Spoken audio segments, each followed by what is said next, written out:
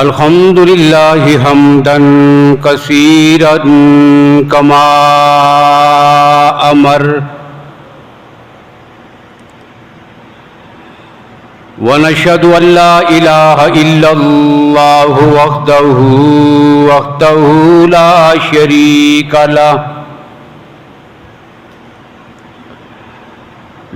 شريك له في الخلق والأمر إرغاما لمن جحد به وكفر ونشهد أن سيدنا وسندنا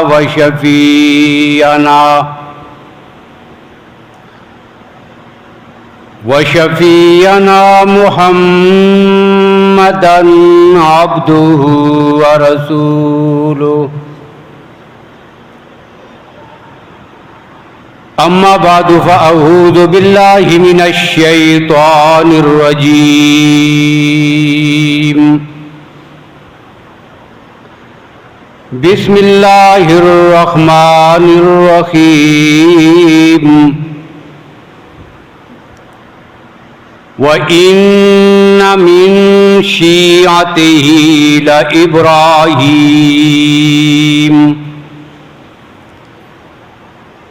إِذْ جَاءَ رَبَّهُ بِقَلْبٍ سَلِيمٍ وقال الله تبارك وتعالى في مقام آخر يوم لا ينفع مال ولا بنون إلا من أتى الله بقلب سليم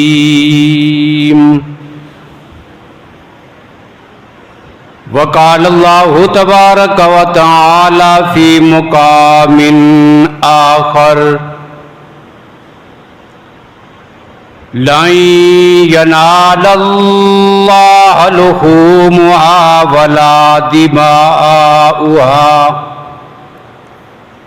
ولكن يناله التقوى منكم صدق الله مولانا العظيم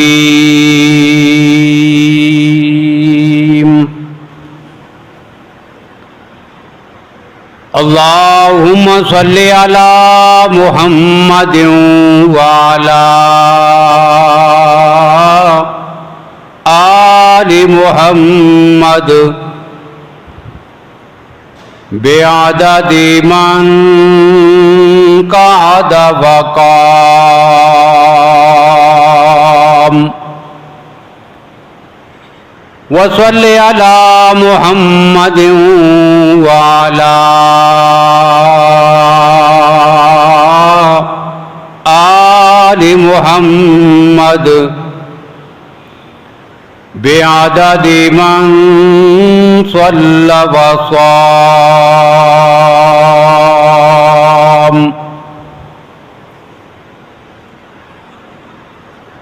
قابل صد احترام بزرگوں، بھائیوں، عزیز دوستوں، ماہ ذی الحجہ کی 8 تاریخ ہے، جمعہ کا دن ہے، اور 8 ذی الحج کو یوم الترویہ بھی کہتے ہیں۔ کل کا 9 ذی الحج کا دن یوم عرفہ ہے اور پھر عید الاضحیٰ ہے۔ اسی مناسبت سے کچھ باتیں آج آپ کے سامنے عرض کرنی ہیں۔ جو آیات میں نے آپ کے سامنے ذکر کی ہیں، تلاوت کی ہیں، ان میں اللہ نے حضرت ابراہیم علیہ السلام کا ذکر کرتے ہوئے ان کے دل کی کیفیت کا ذکر کیا ہے۔ وَإِنَّ مِن شِيَعَتِهِ لَإِبْرَاهِيمَ، کہ انہی انبیاء علیہم السلام کی جماعت میں، ان کے گروہ میں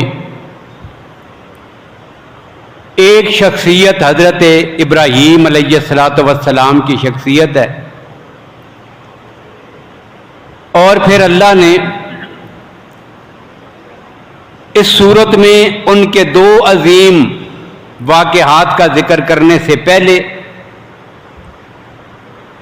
ان کے دل کی کیفیت کا ذکر کیا ہے۔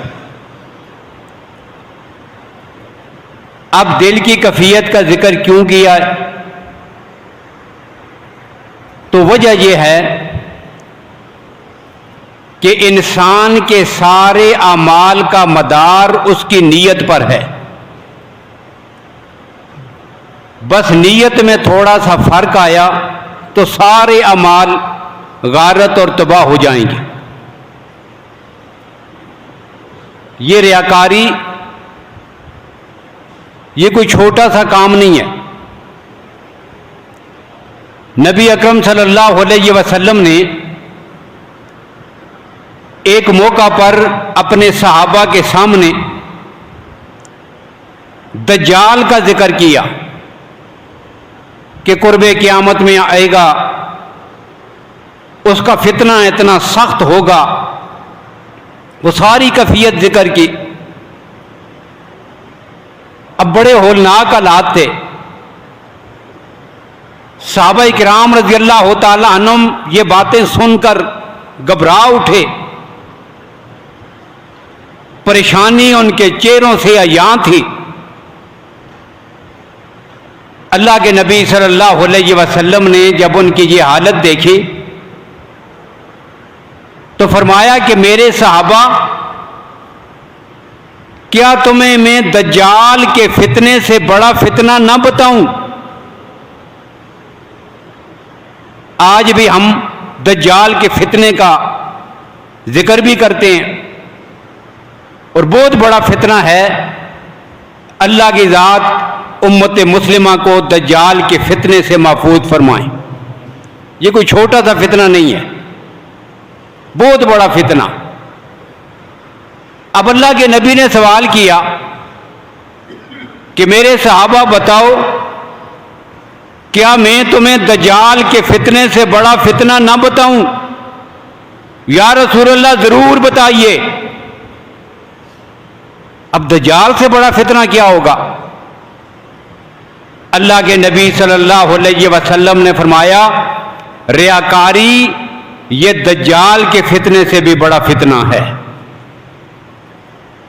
اس لیے ہم جو بھی کام کریں، جو بھی عبادت ہو، اسی وجہ سے محدثین نے اور بالخصوص امام بخاری رحمہ اللہ نے جب اپنی کتاب کا آغاز فرمایا تو سب سے پہلی حدیث ہی یہی لائے ہیں، انما الاعمال بالنیات، کہ تمہارے اعمال کی قبولیت کا دار و مدار تمہاری نیتوں پر ہے۔ بس نیت میں فرق آ گیا، دکھلانے کے لیے اس نے کتنا خرچہ کیا ہے،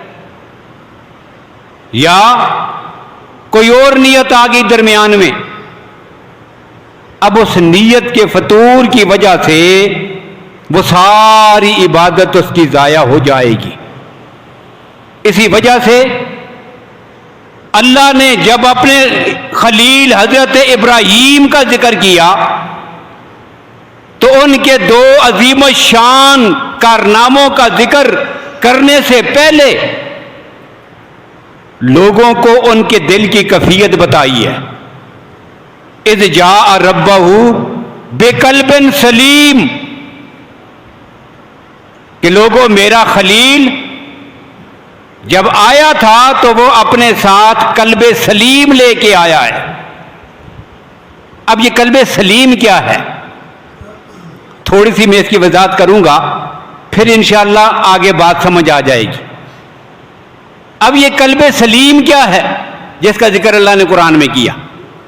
اور یہی وہ دل کی کیفیت ہوتی ہے جس کے بارے میں اللہ کی ذات قرآن پاک کے ایک مقام پہ کہتے ہیں کہ جب کل قیامت کا دن ہوگا، یوم لا ینفع مال ولا بنون، قیامت کے دن تمہارے مال، تمہاری جائیدادیں، تمہاری دولت، تمہارے بیٹے، رشتے، تعلقات، یہ تمہارے کسی کام نہیں آئیں گے. یوم لا ینفع مال ولا بنون، یہ چیزیں کچھ کام نہیں آئیں گی. یا اللہ کیا کام آئے گا؟ اللہ فرماتے ہیں الا من اتی اللہ بقلب سلیم، جو اپنے وہ اعمال لے کے آئے گا کہ جو اس نے قلب سلیم کے ساتھ ادا کیے ہوں گے، ویسے نہیں دل میں کچھ اور ہے، نیت میں فطور ہے اور بڑی باتیں لے کے آ گیا. اللہ فرماتے ہیں یہ بھی قبول نہیں. صرف ایک ہی چیز قبول ہے، من اتی اللہ بقلب سلیم، جو قلب سلیم والی عبادت لے کے آئے گا. اب یہ قلب سلیم کیا ہوتا ہے؟ تو مفسرین نے لکھا کہ وہ دل جو کفر سے بھی پاک ہو، جو شرک سے بھی پاک ہو، جو حسد سے بھی پاک ہو، جو بغض سے بھی پاک ہو، کینے سے بھی، بدنیتی سے بھی، ریاکاری سے بھی، شرک سے بھی، منافقت سے بھی، اور ما سوی اللہ کی محبت سے بھی پاک ہو. اس کے دل میں ایمان کی وہ کیفیت ہو کہ اپنے رب کی محبت میں وہ ساری دنیا کو قربان کر سکتا ہو. ما سوی اللہ کیا ہے؟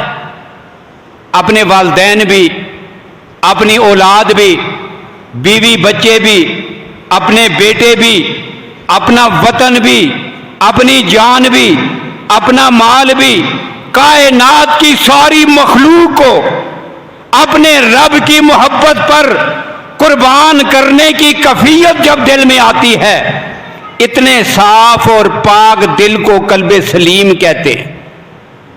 ایسا دل لے کے آؤ گے تو پھر قبول ہوگی، پھر حج بھی قبول ہوگا، پھر نماز بھی قبول ہوگی، پھر قربانیاں بھی قبول ہوں گی، پھر ذکر بھی، عبادات بھی، سب کچھ قبول. پہلی شرط کیا ہے؟ الا من اتی اللہ بقلب سلیم، یہ دل لے کے آئے. اب پھر ایسے دل کی علامتیں لکھی ہیں. اب اصل مسئلہ یہ ہے کہ انسان کے پورے وجود میں ظاہراً بھی اور باطناً بھی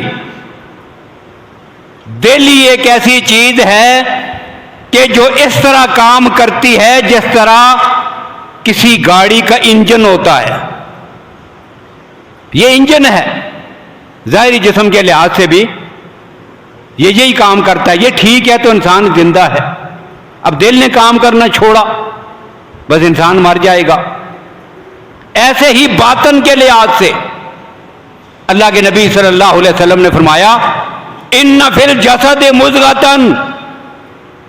اذا صلحت صلح الجسد کلہ واذا فسدت فسد الجسد کلہ الا وہی القلب.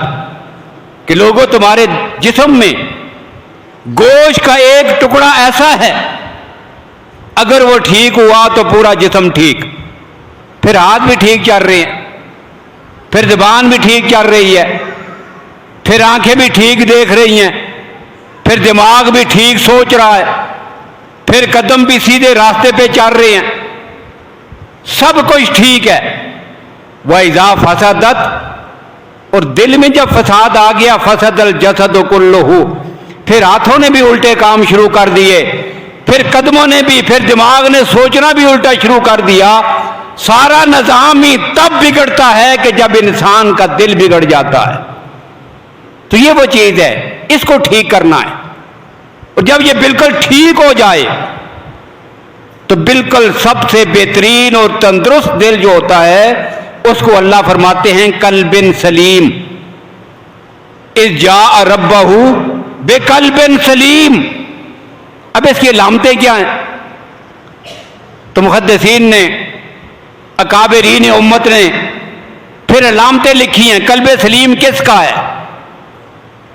ہر آدمی اپنا جائزہ لے سکتا ہے، اپنے دل کو خود ہی چیک کر سکتا ہے، اپنی کیفیت پہ نظر کر سکتا ہے، اپنے گریبان میں ہر آدمی خود جھانک سکتا ہے کہ میں کتنی بلندی کس مقام پہ کھڑا ہوں، میرے دل کی ابھی کیفیت کیا ہے، مجھے قلب سلیم عطا ہوا کہ نہیں، یہ ابھی قلب سقیم ہے یا قلب سلیم، ابھی میرا دل بیمار ہے یا قلب سلیم بن گیا ہے، یہ ہر آدمی معلوم کر سکتا ہے.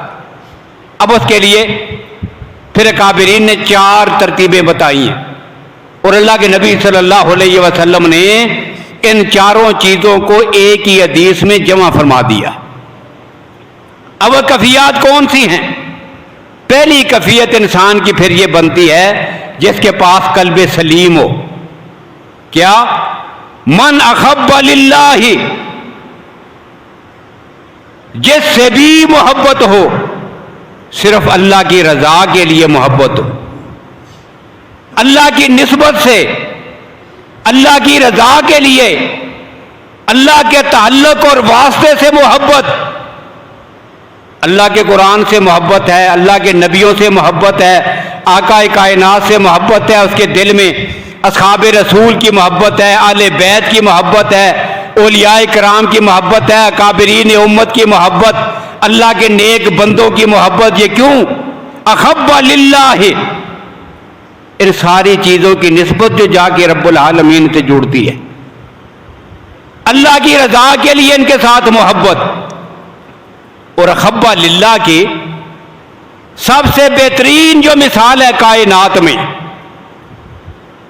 وہ انصار اور مہاجرین کے درمیان مواخات ہے، جسے مواخات مدینہ کہتے ہیں.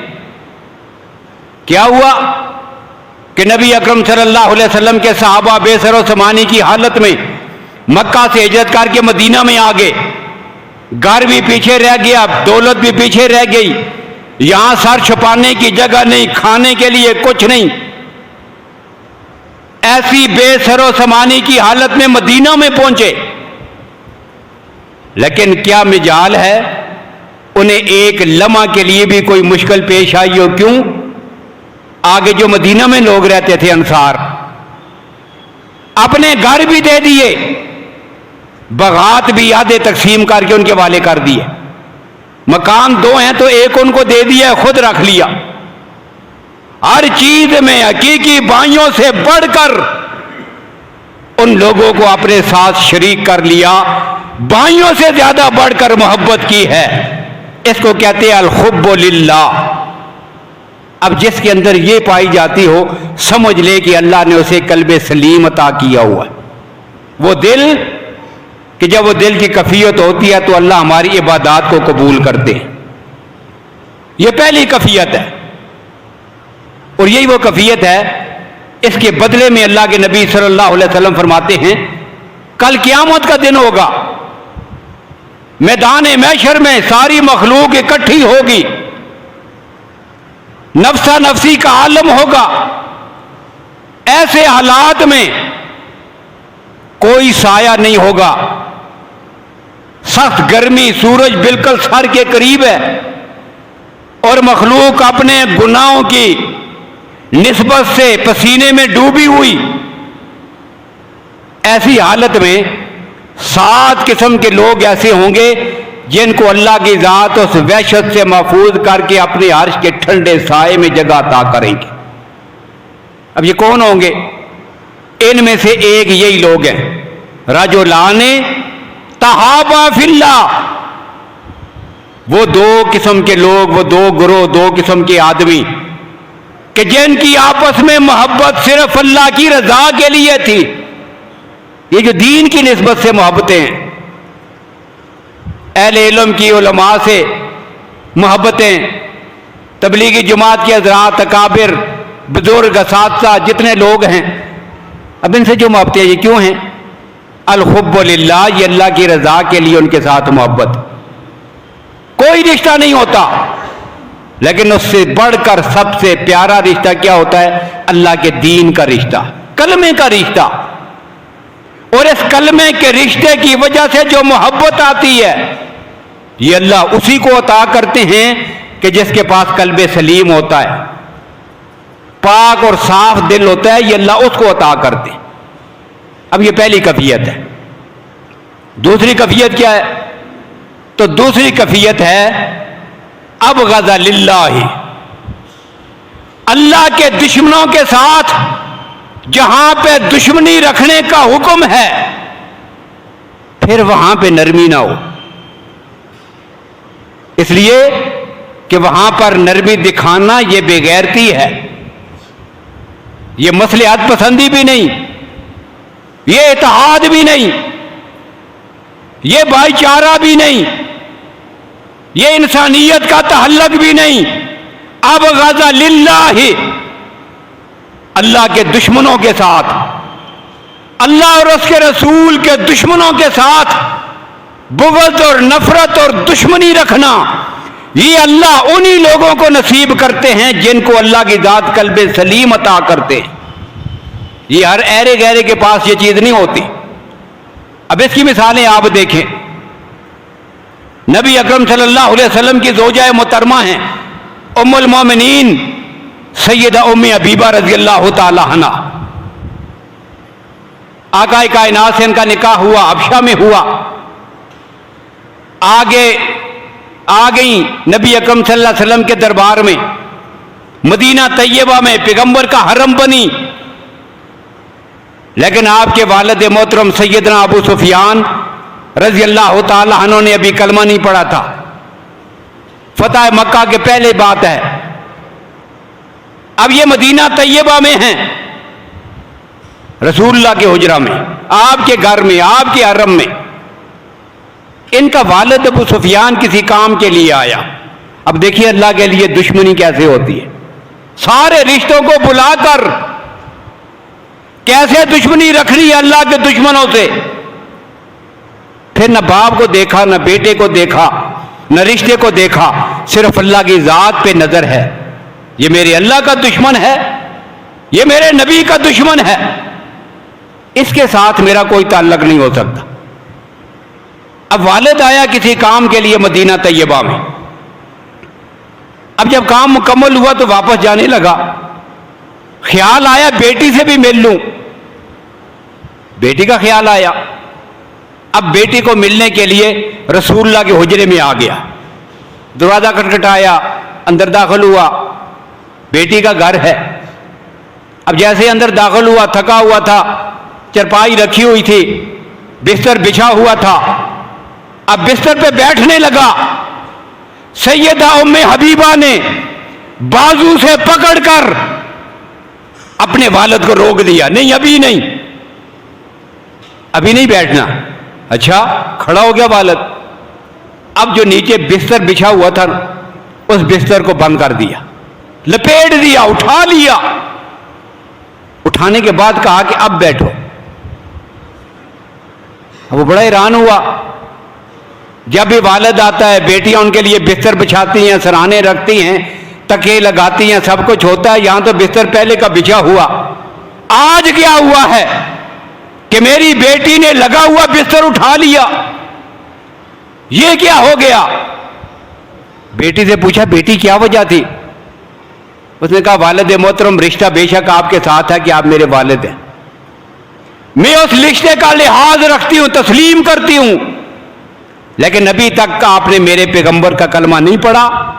آپ مشرک ہیں، اور انما المشرکون نجس، مشرک ناپاک ہوتا ہے، وہ پیغمبر کے پاک بستر پہ نہیں بیٹھ سکتا. میں تجھے پیغمبر کے بستر پہ کیسے بیٹھنے دے سکتی ہوں؟ یہ ہے جی ابغض للہ ہے. یہ دل جب اللہ کسی کو عطا کرتے ہیں تو یہ ہوتا ہے قلب سلیم. یہ دوسری کیفیت ہے قلب سلیم کی.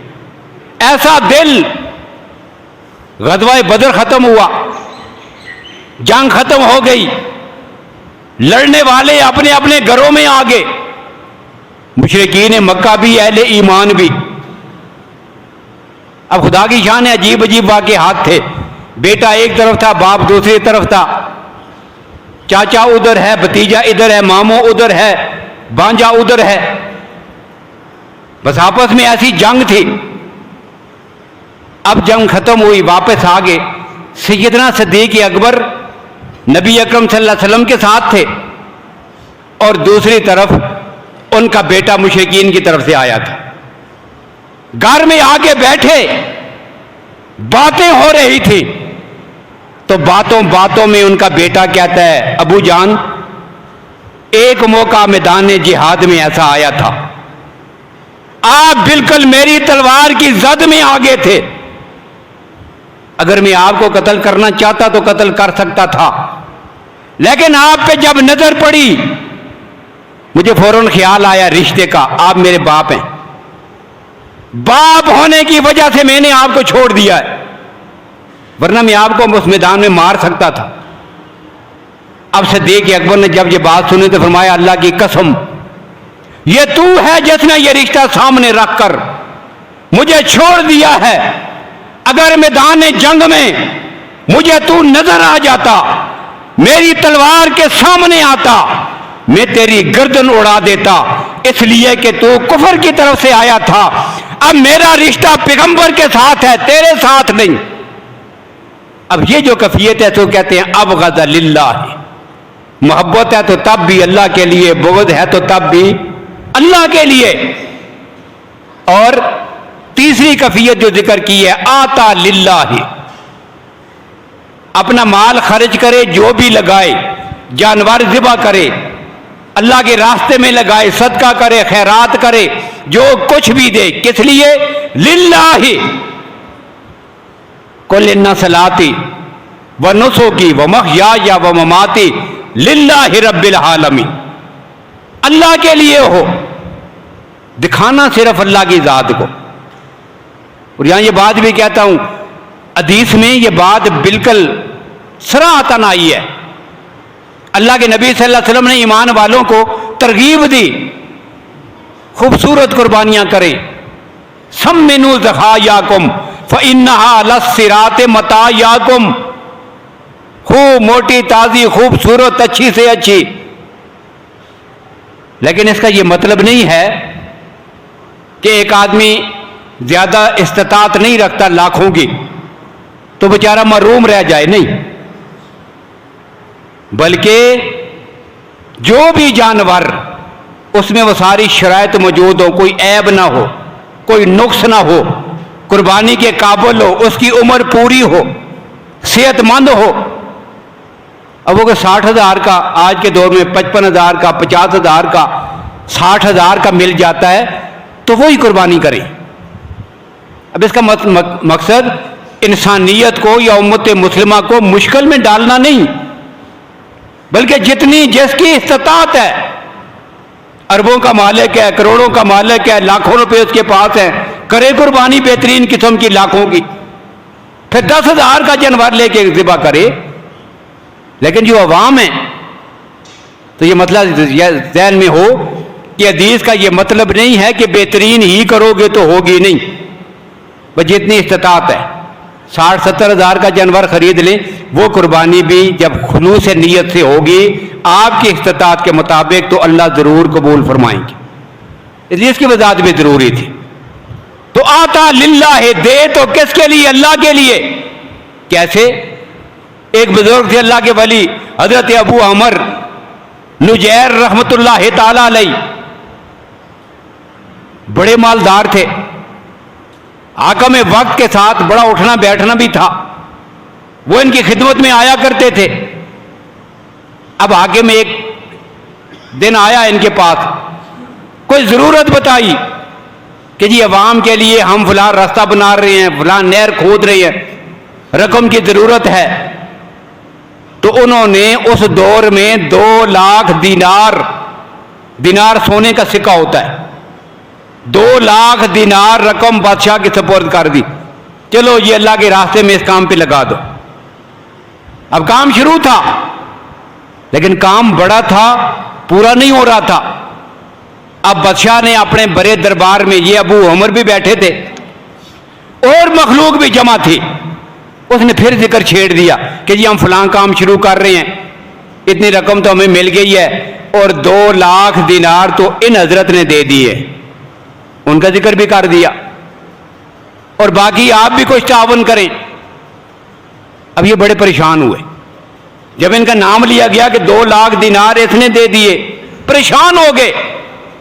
فوراً ذہن میں ایک ترتیب آئی، اسی جگہ کھڑے ہو گئے، کہتے ہیں بادشاہ سلامت، وہ جو رقم میں نے آپ کو دی تھی، میں نے اپنی والدہ سے مشورہ نہیں کیا تھا، اب دینے کے بعد جب میری ماں کو پتا چلا تو میری ماں کہتی ہے کہ نہیں، وہ رقم واپس لاؤ، لہذا وہ 2 لاکھ دینار مجھے واپس کر دے۔ اب جو سارے لوگ بڑی محبت سے، بڑے پیار سے، بڑی عقیدت سے، وہ بڑا اللہ کا بندہ ہے، اتنے تو لاکھوں خرچ کر دیے ہیں، ان کو دیکھ رہے تھے، جب کھڑے ہو کے یہ بات کی تو سب کے دلوں میں نفرت آ گئی، عجیب آدمی ہے، کل دیے ہیں، آج دینے کے بعد پھر واپس لے لیے، یہ کیا تماشے کرتا ہے۔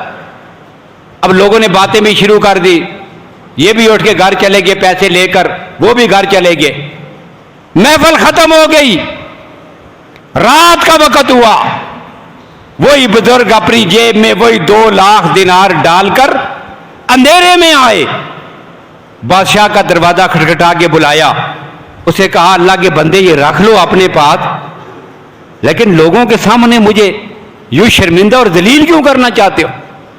آج کے بعد کسی کو تیرے سوا، میرے سوا اور اللہ کے سوا کسی کو پتہ نہ ہو یہ رقم میں نے دی ہے، آپ نے تو میرا نام ہی لے لیا تھا، مجھے ہلاک کر دیا آپ نے، اب یوں اپنے مال کو۔ اور اللہ کے نبی صلی اللہ علیہ وسلم نے اس کفیت کو ذکر کیا ہے، دائیں ہاتھ سے خرچ کرے، بائیں ہاتھ کو بھی پتہ نہ ہو۔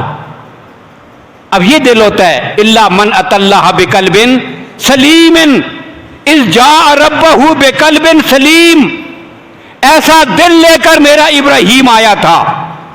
اور پھر اللہ نے کہا کہ یہ دل کی کیفیت ہی تو تھی کہ 2 بڑے بڑے امتحانات کا ذکر کیا، بڑے بڑے امتحان۔ پہلا امتحان کیا تھا؟ جو آگ میں ڈالا گیا، اور دوسرا امتحان بیٹے کی قربانی۔ اب اس کا ذکر کرنے سے پہلے اللہ نے ان کی دل کی کیفیت کا ذکر کیا ہے، تو اس لیے ہمارے لیے ضروری ہے کہ ہم جو بھی کر رہے ہیں خلوص نیت کے ساتھ، اللہ کی رضا کے لیے، دل میں ریاکاری نہ ہو، دکھلاوا نہ ہو، گوشت کھانا مقصود نہ ہو، کوئی اور چیز نہ ہو۔ کیا ہم نے اپنے مال کو اللہ نے حکم دیا ہے صرف اس کی رضا کے لیے خرچ کر رہے ہیں، تو یہ نیت جب آئے گی اور دل صاف ہوگا تو اللہ کی ذات ہمارے اعمال کو قبول فرمائیں گے۔ تو اللہ تعالیٰ ہمیں خلوص نیت کے ساتھ اپنی قربانیاں، اپنی عبادات کو سر انجام دینے کی توفیق نصیب فرمائیں۔